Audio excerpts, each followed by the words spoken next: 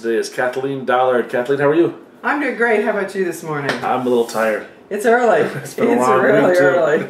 Okay. So you're on your way to somewhere. You're on your way from somewhere. Right? I am between user group talks. I spoke in Southfield, Michigan, night before last on Getting Geeky with the .NET Framework, and last night in Lansing on What's New in .NET 4.5, and I'm in Springfield tonight. Springfield, Illinois. Springfield, Illinois. So I got about 8 hours to drive here as soon as I get organized and we finish up, and then I'll be in Springfield, and we're meeting in a bar. You were in Vermont on Monday. And I was in Vermont a week ago Monday. A week ago Monday. A week ago Monday. Springfield, Illinois. And in the middle of May, I'm doing 4 talks. 2 talks in May and 1 in June. So maybe 2 in June. So we'll see how that works out. I'm going to hopefully visit MAD, the Norfolk conference. Oh, the MAD Expo conference. I'm going to try to visit that. I don't know if I'm speaking yet because I really dropped in at the last minute, and like maybe I'll be there and really flaky, and so I don't know if I'm actually going to be talking, but I'm hoping to make it over there. And somebody talked to me. I'll talk to those guys. That's some of the few people that I actually might know better than you do. Yeah, I'm sure you do. I don't know these people, so that's anyway. It's fun. I'm living on the road these days, and it's really fun. All right. Driving. So I saw both your talks in Michigan. Great stuff. I learned a lot. Okay. Let's pick a little part of that. Yeah, it's a lot. Most of it was around .NET Visual Studio. What are some of the cool things in .NET? You brought a lot of this out. The cool things in .NET that a lot of people aren't using, a lot of people just aren't aware of. So there's tons of things both in .NET and Visual Studio. So I'm going to switch it over to Visual Studio because I'm doing some foresight videos on tips and tricks for Visual Studio, which is a great format for that. I'm really excited to get out the format. There's some wonderful things other people have done in books and all, and I definitely encourage people to look at like Sarah Ford's and Naim. I can't remember Naim's last name. I'm sorry. Their books are fantastic, but I think that a video format is going to be really great. I'm a foresight fan myself. They're great. So anyway, so in Visual Studio, one of the things most people overlook is the regex search and replace. Okay. And the reason they overlook it is because they say, "Oh, it's regex. It's really hard." Yeah, it's intimidating. Well, they've really made it pretty easy. Okay. One of the tricks is over on the right side. There's this little button.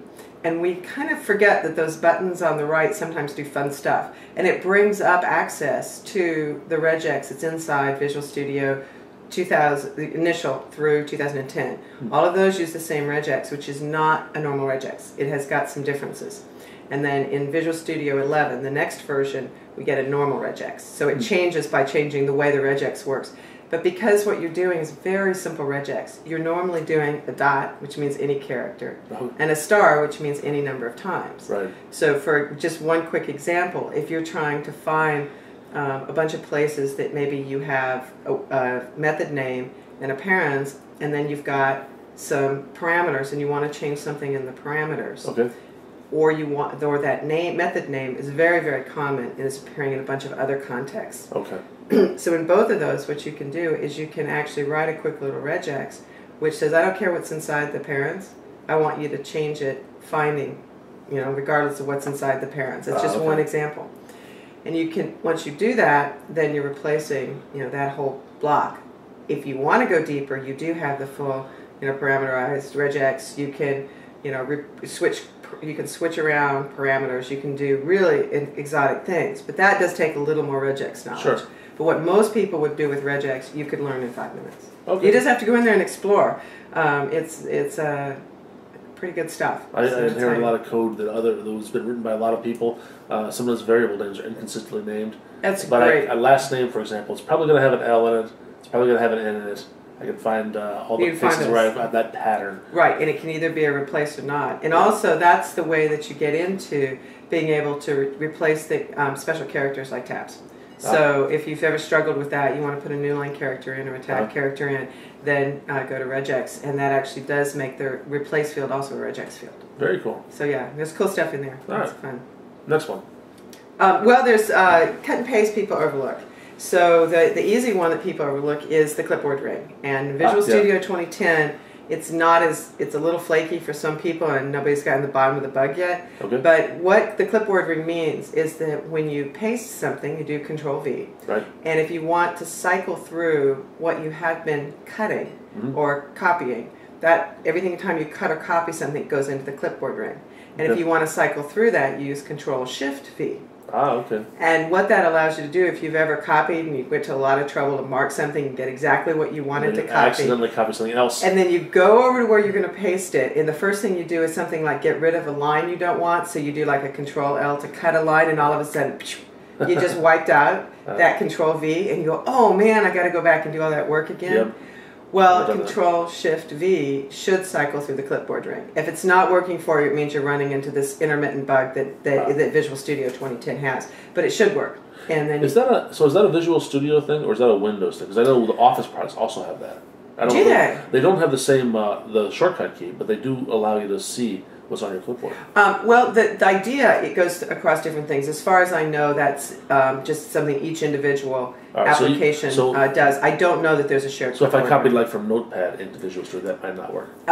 It might not work. Okay. I don't think it'll work. I think that's an application-specific clipboard ring, but I don't know that for sure.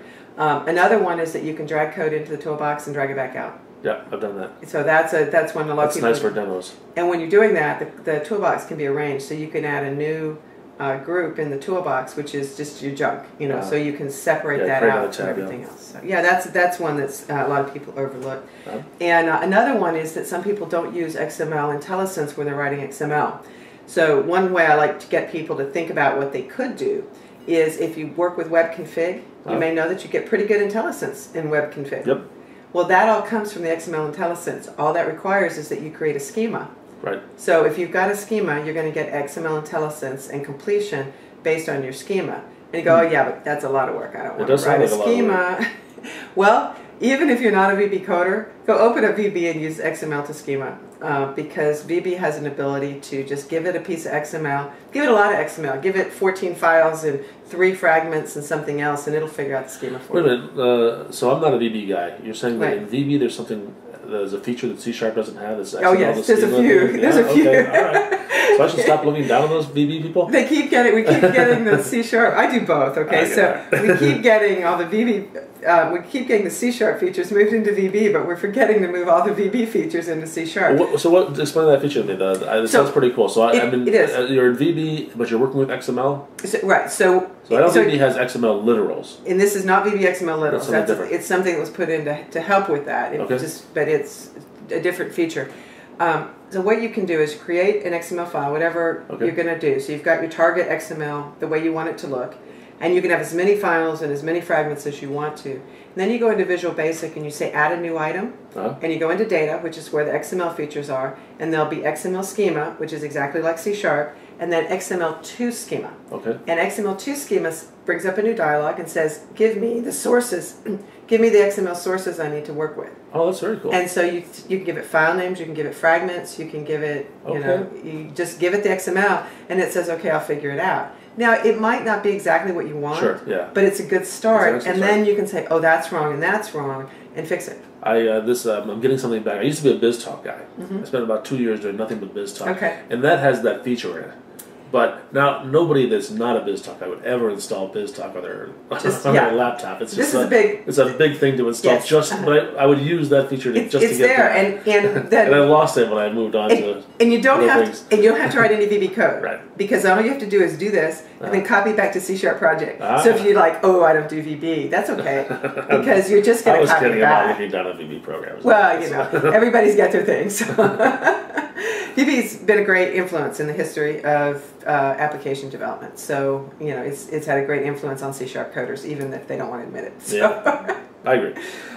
So let's talk about MEF. Yeah. Because MEF is another feature that people, I don't think you can call it a feature, another part of .NET, part of Visual Studio. Right.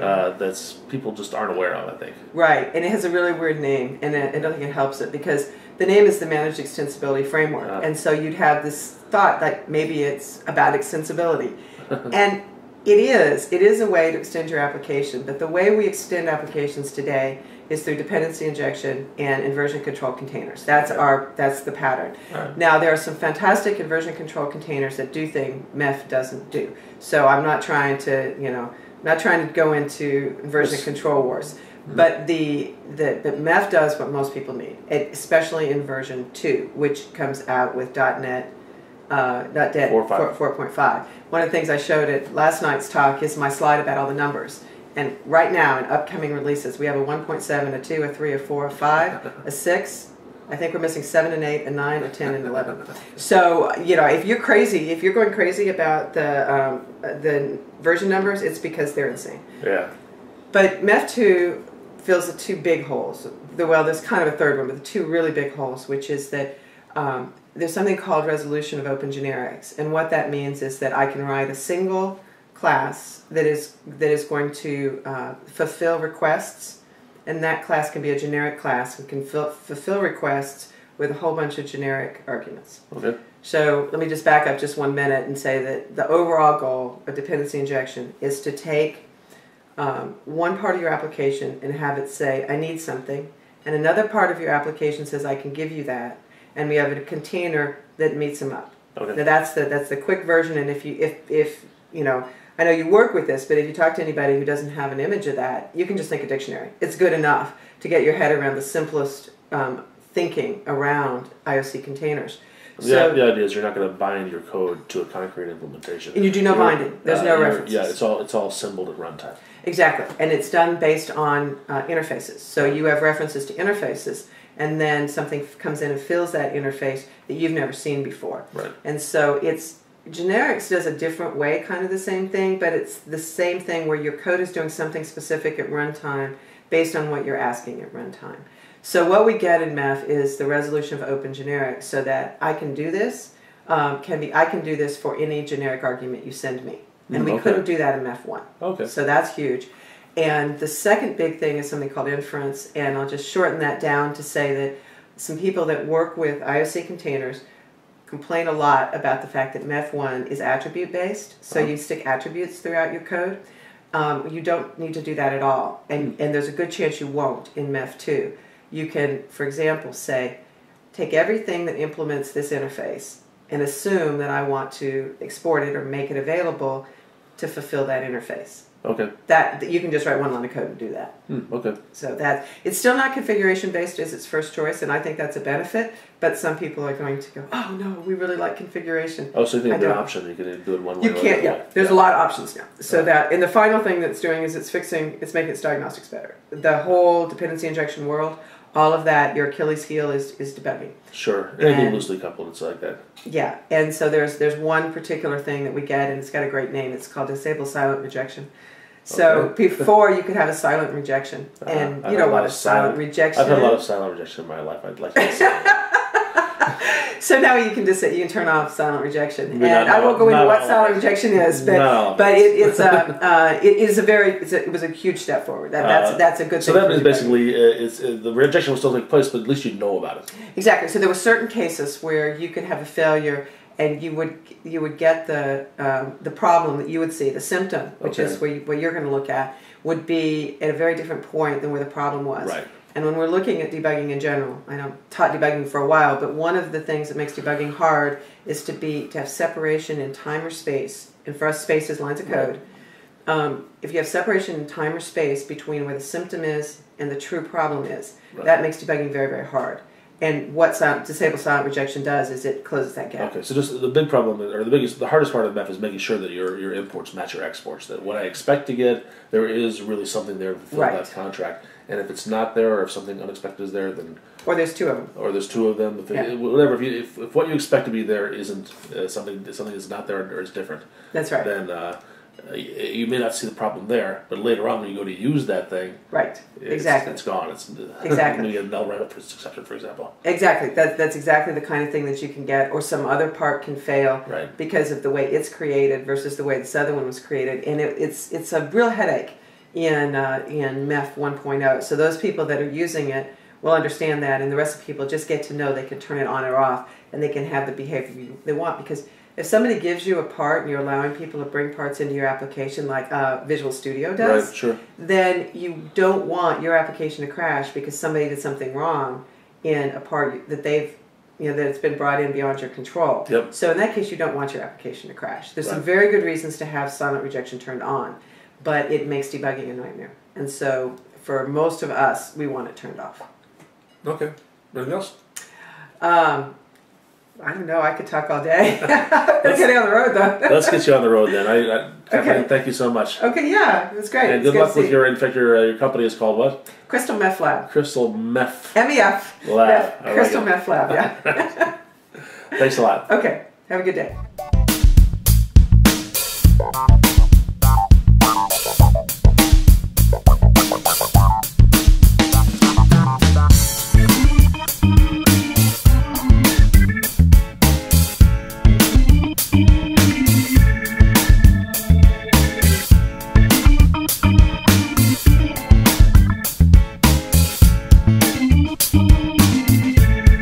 Well, I think this is kind of sad to admit, but I'm going to admit that technology has brought me an awful lot of my friends. So this is a big hello to all those folks out there that I know because of this great industry that I have the opportunity to work in.